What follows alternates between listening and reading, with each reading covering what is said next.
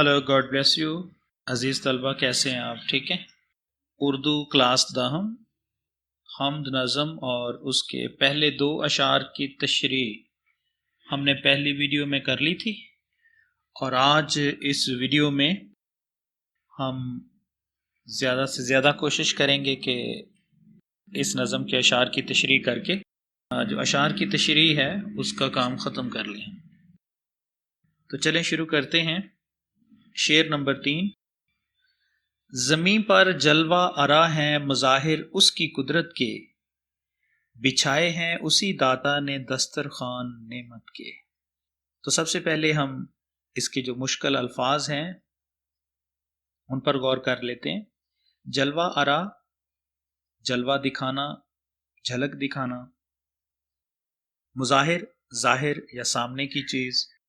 دسترخوان، کھانا کھانے کا کپڑا. اور نعمت، انعام کو کہتے ہیں. یعنی اس شعر کا مفہوم کچھ یوں ہوگا کہ ہر طرف اللہ تعالیٰ کی قدرت کے جلوے نظر آتے ہیں. اسی نے ہمارے کھانے کے لیے بے شمار نعمتیں پیدا کی ہیں. تشریح کرنے کا طریقہ کار وہی ہے. سب سے پہلے آپ صنف سخن لکھیں گے اور سامنے لکھیں گے نظم. پھر اس کے بعد آپ نظم کا نام لکھیں گے حمد. پھر اس کے بعد آپ حمد کے شاعر یعنی حفیظ جلندری کا نام لکھیں گے. پھر اس کے بعد حل لغت، پھر شعر کا مفہوم، اور پھر آپ تشریح کریں گے. مفہوم میں نے آپ کو بتا دیا. اب ہم تشریح کی طرف چلتے ہیں. تو اس شعر میں شاعر حفیظ جلندری کہتے ہیں کہ اس زمین کی ہر چیز میں رب العزت کا جلوہ نظر آتا ہے.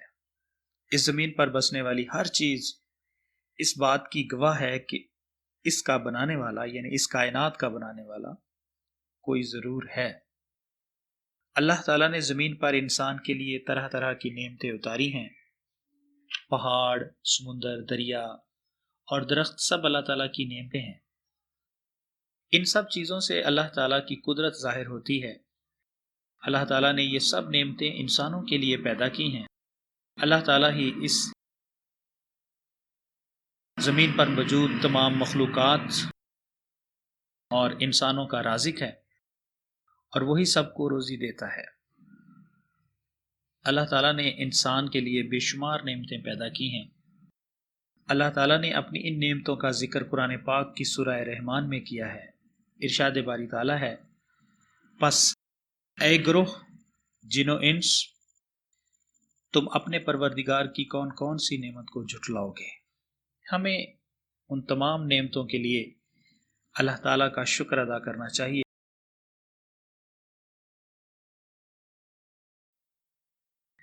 تو یہ تو شعر نمبر 3 کی تشریح ہے. آگے بڑھتے ہیں ہم شعر نمبر 4 کی طرف.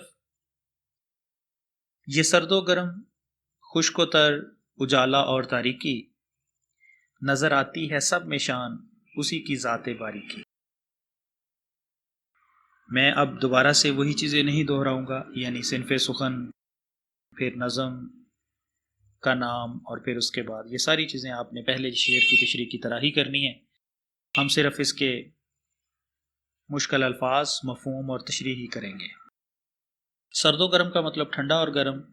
تار کا مطلب ہوتا ہے گیلا. اجالا کا مطلب ہوتا ہے روشنی. تاریکی اندھیرے کو کہتے ہیں. ذات باری کا مطلب ہے اللہ تعالیٰ کی ذات. مفہوم، ہر طرح کے موسموں میں اللہ تعالیٰ کی ذات کی شان نظر آتی ہے. تشریح کرتے ہیں. شاعر کہتا ہے کہ دنیا میں جتنی بھی چیزیں ہیں سب میں اللہ تعالیٰ کا جلوہ نظر آتا ہے. سردی، گرمی، بہار، خزاں، ہر خشک اور گیلی چیز، روشنی اور اندھیرا، ہر چیز میں اللہ تعالیٰ کا جلوہ نظر آتا ہے. بقول شاعر، جگ میں آ کر ادھر ادھر دیکھا، تو ہی آیا نظر جدھر دیکھا. انسان اگر اللہ تعالیٰ کی ذات کے بارے میں جاننا چاہے تو اسے ہر چیز میں اللہ تعالیٰ کا جلوہ نظر آ سکتا ہے. اللہ تعالیٰ نے دنیا میں طرح طرح کی چیزیں پیدا کی ہیں. مختلف قسم کے موسم بنائے ہیں جو بدل بدل کر آتے اور جاتے ہیں. اسی طرح رات اور دن بدل بدل کر آتے ہیں. ان سب چیزوں میں اللہ تعالیٰ ہی کی ذات کا جلوہ نظر آتا ہے. قرآن مجید میں ارشاد باری تعالیٰ ہے، یقیناً دن رات کے بدل بدل کر آنے میں عقل والوں کے لیے نشانیاں ہیں. انسان دنیا میں ہر قسم کے حالات سے نبرد آزما ہوتا ہے، کبھی حالات اچھے ہوتے ہیں اور کبھی یہ انسان کے موافق نہیں ہوتے، مگر ہر قسم کے حالات اللہ تعالیٰ ہی کے پیدا کردہ ہیں۔ اللہ تعالیٰ مختلف طریقوں سے اپنے بندوں کی آزمائش کرتا ہے، انسان کو ہر حال میں اللہ تعالیٰ کا شکر ادا کرنا چاہیے۔ اب ہم اس نظم کے 5ویں شعر کی طرف بڑھتے ہیں۔ شعر ہے: وہی ہے کائنات اور اس کی مخلوقات کا خالق، نباتات و جمادات اور حیوانات کا خالق۔ تو اس میں جو کچھ مشکل الفاظ ہیں، یعنی جو ہم حل لغت میں لکھیں گے، کائنات یعنی دنیا، مخلوقات تمام مخلوق، نباتات جڑی بوٹیاں، جمادات بے جان چیزیں، حیوانات یعنی جانور۔ مفہوم ہے اللہ تعالیٰ ہر چیز کا خالق اور مالک ہے، بس کافی ہے۔ تشریح کرتے ہیں۔ اللہ تعالیٰ اس ساری دنیا کا پیدا کرنے والا ہے، اس دنیا کی تمام مخلوقات بھی اسی نے پیدا کی ہیں، وہ سب کا خالق و مالک ہے۔ اس دنیا میں جتنے بھی درخت اور پودے ہیں سب اللہ تعالیٰ ہی نے پیدا کیے ہیں، ہر جاندار اور بے جان چیز کا پیدا کرنے والا اللہ ہی ہے۔ شاعر اس شعر میں یہ بتانا چاہتا ہے کہ دنیا کی ہر چیز اللہ تعالیٰ نے بنائی ہے، وہ ہر چیز کا خالق و مالک ہے، وہ چیز جاندار ہو یا بے جان، پہاڑ ہوں، دریا ہوں، پودے ہوں، درخت ہوں یا چرند پرند، ہر چیز کا پیدا کرنے والا اللہ تعالیٰ ہی ہے۔ اس دنیا میں بے شمار چیزیں ہیں، کچھ معلوم ہیں اور کچھ نامعلوم، کچھ جاندار ہیں اور کچھ بے جان، کچھ ہماری نظروں کے سامنے ہیں اور کچھ نگاہوں سے اوجھل ہیں۔ جو چیز بھی اس دنیا میں موجود ہے اس کا بنانے والا ایک اللہ ہی ہے۔ بقول شاعر: سبھی کچھ خدا کا بنایا ہوا ہے، یہ گلشن اسی کا لگایا ہوا ہے، یہ آگ اور مٹی، ہوا اور پانی، سبھی کچھ خدا ہی کی ہے مہربانی۔ یہ تو شعر نمبر 5 کی تشریح تھی۔ اب ہم شعر نمبر 6 کی تشریح کی طرف چلتے ہیں۔ شعر ہے: وہی خالق ہے دل کا اور دل کے نیک ارادوں کا، وہی مالک ہمارا اور ہمارے باپ دادوں کا۔ مشکل الفاظ، یعنی خالق پیدا کرنے والا، نیک ارادہ اچھا ارادہ، باپ دادا یعنی بزرگ۔ مفہوم: اللہ تعالیٰ ہمارے دلوں کے بھید تک جانتا ہے، وہ ہمارا اور ہمارے آباء و اجداد کا مالک ہے۔ تشریح ہے: شاعر اللہ تعالیٰ کی حاکمیت بیان کرتے ہوئے کہتا ہے کہ اللہ تعالیٰ ہمارے ہر ارادے سے واقف ہے، ہمارے دلوں میں جو خیال پیدا ہوتا ہے وہ اللہ تعالیٰ کی مرضی سے ہی پیدا ہوتا ہے۔ اگر ہم دل میں کسی نیک کام کا ارادہ کریں تو ہمیں جان لینا چاہیے کہ اس نیک کام کی تحریک اللہ تعالیٰ ہی کی جانب سے ہوتی ہے۔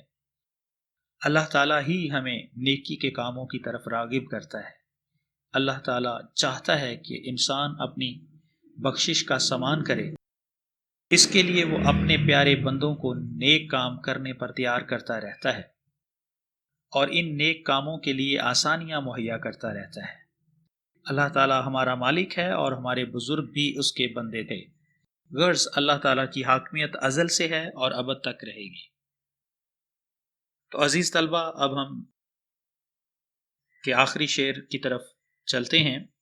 شعر کچھ یوں ہے: بشر کو فطرت اسلام پر پیدا کیا جس نے، محمد مصطفیٰ صلی اللہ علیہ وآلہ وسلم کے نام پر شیدا کیا جس نے۔ مشکل الفاظ کے معنی: انسان یعنی آدمی، فطرت اسلام یعنی اسلام کے اصول، شیدا فدائی قربان ہونے والا۔ مفہوم: اللہ تعالیٰ نے انسان کو اسلام کی فطرت پر پیدا کیا ہے اور اس کے دل میں حضور صلی اللہ علیہ وسلم کے نام پر قربان ہونے کا جذبہ رکھا ہے۔ یہ تو اس کا مفہوم ہوا۔ تشریح کرتے ہیں۔ شاعر اس شعر میں بیان کرتا ہے کہ وہ خدائے بزرگ و برتر ہی ہے جس نے انسان کو پیدا کیا، اسے اسلام کے اصولوں پر چلنا سکھایا، کائنات کے اسرار و رموز سے واقفیت دلائی۔ وہی کائنات کا خالق ہے، انسان اس کے بتائے ہوئے راستوں پر چلتا ہے اور زندگی سے لطف اٹھاتا ہے۔ اللہ تعالیٰ نے یہ کائنات حضرت محمد صلی اللہ علیہ وآلہ وسلم کے لیے ہی تخلیق کی ہے۔ وہ خود کہتا ہے کہ اگر میں محمد صلی اللہ علیہ وآلہ وسلم کو تخلیق نہ کرتا تو کائنات نہ ہوتی۔ اللہ تعالیٰ خود آپ صلی اللہ علیہ وسلم سے بہت محبت کرتا ہے۔ سب سے پہلے مشیت کے انوار سے نقش روح محمد بنایا گیا۔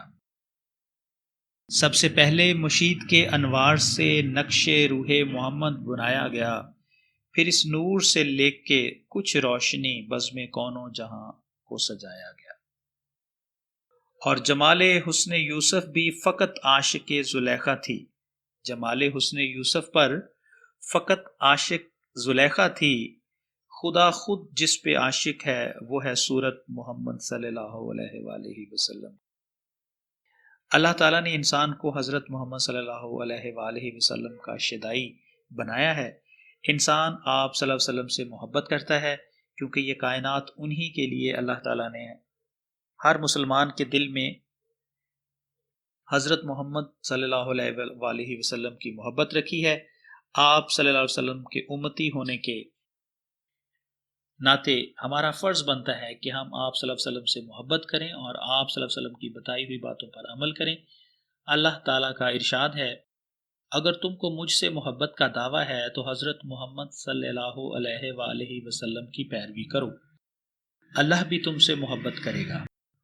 تو عزیز طلبہ، یہ نظم حمد کے 7 اشعار ہیں۔ میں نے 7 اشعار کی تشریح، مشکل الفاظ کے معنی بھی بتا دیے۔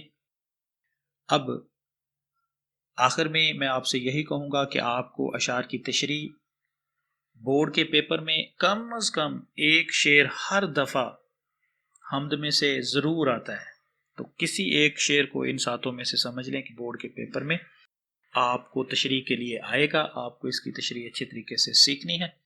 اور اگلی ویڈیو میں ہم اس کے مشقی سوالات یعنی مشق کو حل کریں گے اور نظم کا خلاصہ بھی میں آپ کو بتاؤں گا۔ چلے ملتے ہیں پھر اگلی ویڈیو میں۔ God bless you.